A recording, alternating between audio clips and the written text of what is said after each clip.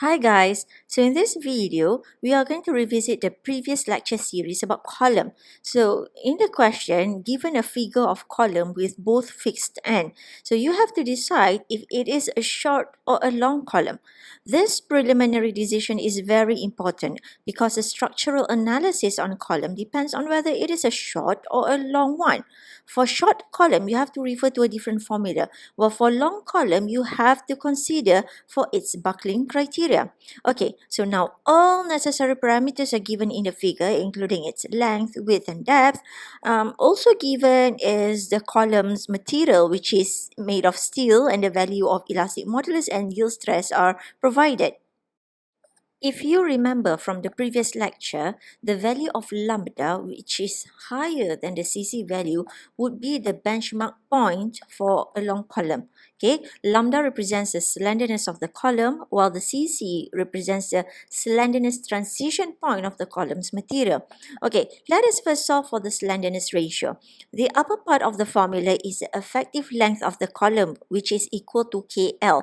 K is a constant value which depends on the end joint of the beam, while the L is the actual length of the beam. Okay, given in the question that the beam have fixed end at both sides. So if you recall the K value from previous lecture, for fixed end, the K would be 0.5. Okay, now the actual length of the column is already given in the figure, which is 4 meter. Now if you substitute these two values in the equation, you will get the effective length to be 2 meter. Senang kan? As for the lower part of the equation, it represents a minimum radius of gyration. Radius of gyration depends on the cross-section of the column. If we redraw the cross-section of the column based on the x-axis, the radius of gyration of this rectangular profile would be 0.289 multiplied with h, which is a measure perpendicular to the axis. Okay, so this 0.289 multiplied by h is actually specific for a rectangular kind of cross-section. Please remember that. If the cross-section is circle, then the formula for radius of gyration will be different. If it's an I-beam, then the formula will be different. You have to look in your previous resources from the internet or from the statics book. Okay, so based on the figure, h is 350. But what is the unit? 350 meter is not realistic lah because the length of the column is 4 meter. So logically, if we look at the size of this figure, the 315 is actually in millimeter. So we kind of missed the remark over here. So if you put the value in the equation, the radius of gyration along the x-axis would be 101.15 millimeter. Now, let's look in the y-axis. Similar equation, but this time the measure should be perpendicular to the y-axis pula, which is 250 millimeter. Okay, make use of your calculator and you will get the radius of gyration along the y-axis to be 72.25 millimeter. So if you compare between these two values along the x-axis and along the y-axis, the radius of gyration along the y-axis has the lower value. So we will use this in the lambda equation. Now solving for the slenderness ratio formula, I'm rewriting the lambda equation. We know the effective length is 2 meter while the radius of gyration is 72.25 millimeter. Okay, so nampak tak unit dia lain, kat atas meter, kat bawah millimeter. So please make sure you use the same unit in the formula, okay, or else your calculation will go all wrong all over the place. Okay, so this is basic mathematics. So you have to multiply the lower part, the millimeter, with 10 to the power of -3 to convert it to meter. Now, the resulting calculation will become 2.7682. Okay, ada unit tak? Tak ada lah because it is a ratio plus the unit millimeter dekat atas dah kena cross dengan the millimeter dekat bawah. So that's why it is a unitless measurement.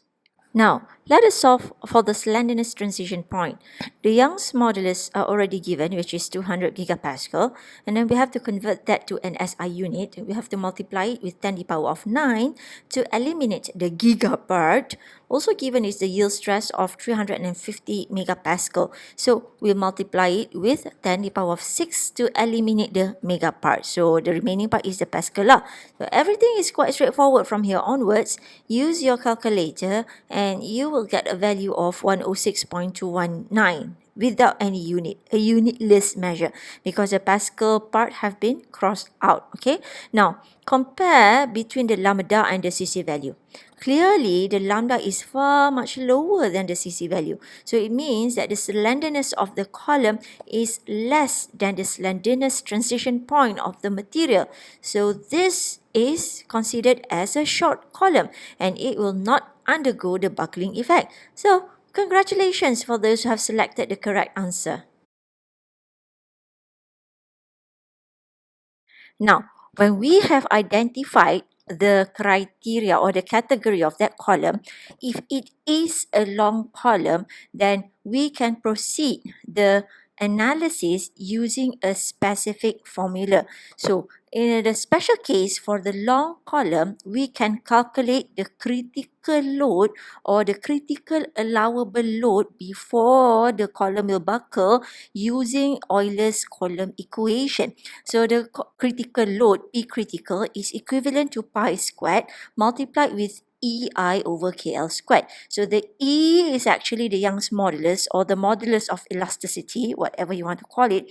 The I is actually the second moment of inertia. So this I depends on the cross section of the column. Okay, you reopen your static book at the end of the appendix punya section tu, they have a lot of formula for inertia which depends on the cross section of the column. Okay, you can also look for the specific formula from the internet. So everything is at the tips of your finger nowadays. Okay, so if you notice, the KL is actually the equation for the effective length. Okay, now the K is actually the constant which depends on the end condition of the column, whether it is a fixed end or a pin end, and the L is the actual length of the column. So in conclusion, particularly for the long column case, you can use this equation to calculate the critical load that the column can hold before it begins to buckle.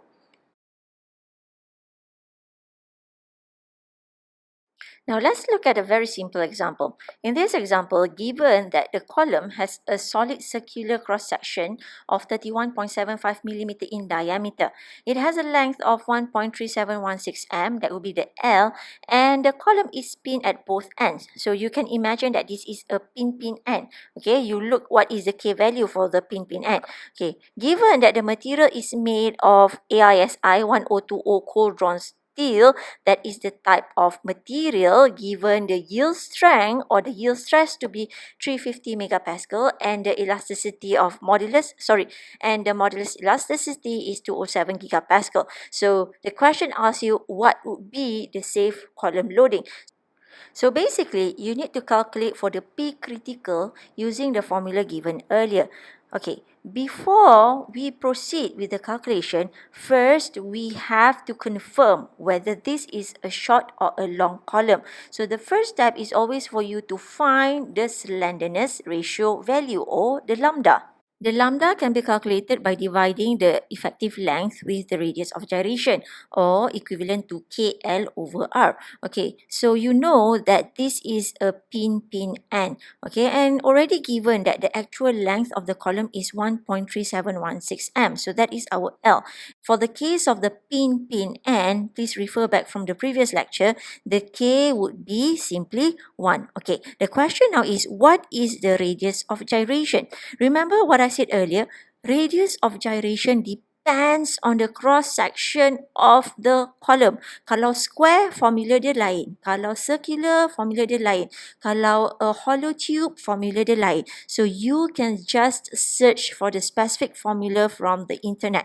Okay, so for the case of a solid circular cross section, okay, the radius of gyration is diameter divided with 4. So the diameter is given to be 31.75 mm. mm. Okay, so I want to convert that to meter unit. It will become 0.03175 meter divided with 4. And you will get a value of 0.007938. What is the unit? Meter lah, because we already convert everything to meter. Okay, now you substitute all the values into the equation and you will get a corresponding lambda value of 172.79. Okay, what's next?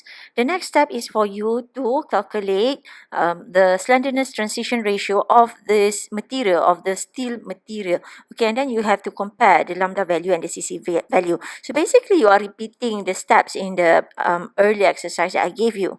So it is already given that the Young's modulus or the E of this steel material is 207 gigapascal. So you plug in the 207 in your equation. Don't forget to multiply it with 10 to the power of 9 to remove the giga part. What's left is the pascal unit. Okay, so divide it with the yield stress value of 350 megapascal. Again, megapascal, you can remove the mega part by multiplying with 10 to the power of 6. Okay, just the same step, and then you will get the corresponding CC value to be 108.06. Okay, now compare the value between lambda and CC. So clearly lambda is higher than CC value. So if lambda is higher than CC value, then we can confidently say that this is a long column. And to solve for the loading condition of the long column, we have to use the Euler's equation.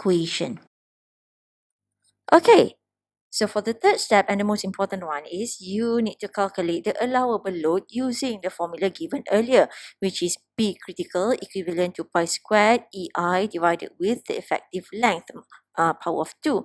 So we already know that this column is made of steel with the Young's modulus E of 207 gigapascal. What is I? What is the second moment of inertia? Okay, second moment of inertia depends on the cross section of the column. So given in the question that this is a solid circular cross section kind of column, so the second moment of inertia is equal to pi d power 4 divided with 64. So the diameter of the circular column is already given, so we put it in the meter unit. So pi multiplied with 0.03174 meter power of 4 and divided with 64, and we will get a corresponding value of 4.9826 power of negative 8, and the unit is meter power of 4 lah. Okay, so now we plug in all the values into our P critical equation. Okay, so make sure you use the right unit lah. If you use Pascal, so Pascal is equals to Newton per meter squared. So 207 gigapascal, you remove the giga by multiplying it with 10 to the power of 9. Okay, and then the I is the one that we calculated earlier, which is 4.9826 power of negative 8, and then divided with the effective length. Okay, mana dapat effective length ni? It is actually from the previous equation lah. Sebenarnya kita dah calculate. Effective length is equal to K multiplied with L. So in our case, our K is 1 and our L actual length is 1.3716. So basically the effective length is the same with the actual length. So just plug in 1.3716 meter and then jangan lupa kuasa 2, and then you just punch in all the values into your calculator and you will get a corresponding value of 54,123.23. Okay, what is a unit? Okay, kalau you cross off the meter squared tu potong dengan meter power of 4 tu, what's left is actually unit Newton. So we are calculating the allowable load. So therefore, based on this equation, the allowable load permissible by the column is 54,123 Newton. Okay, beyond that load, then the column, what will happen to the column? It will buckle lah. It will start to deform. Okay, so this is what we call the kind of the safe load for the column. So let's say if I add on additional information to this question, given that if the factor of safety is 3, what is the limit of the allowable load? So normally in most machine design, they will have its own specific factor of safety. So factor of safety above 1 means the ultimate load and the allowable load is the same lah. So as long as the allowable load does not exceed the ultimate load, then the material would not deform. That is okay. Dia macam just nice je. So usually in machine design components, the factor of safety would be more than 1.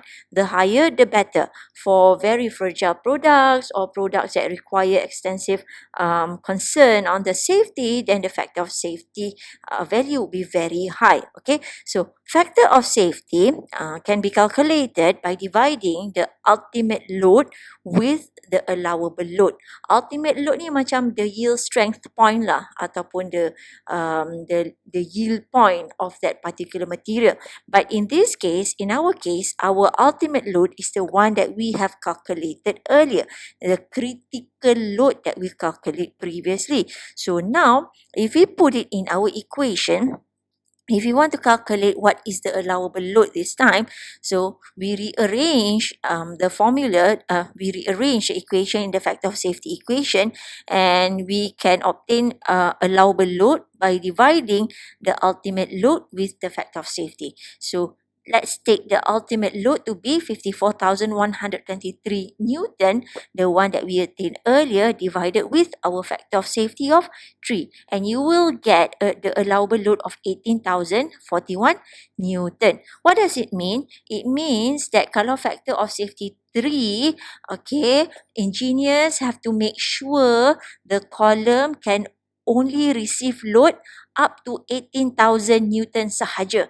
Okay, kalau you allow the material to receive the load up to 54,000, then that is a higher possibility that the material will fracture. So when they set up a factor of safety of 3, at least macam gap dia dengan the critical load tu jauh lagi. So in a way you can proceed with maintenance activity ke before the material fracture.